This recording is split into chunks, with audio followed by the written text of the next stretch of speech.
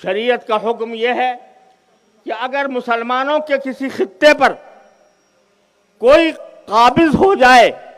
या हुक्मरान हो जाए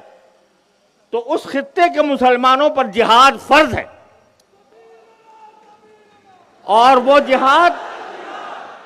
पहले उन खित्ते के मुसलमानों पर फर्ज है,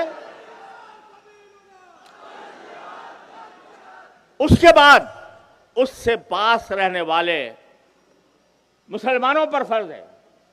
और इस तरह दर्जा ब दर्जा जितने मुसलमान हैं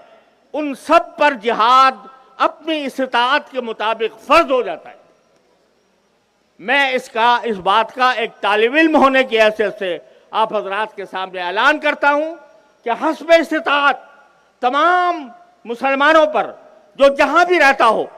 उसको इस माना में उस पर जिहाद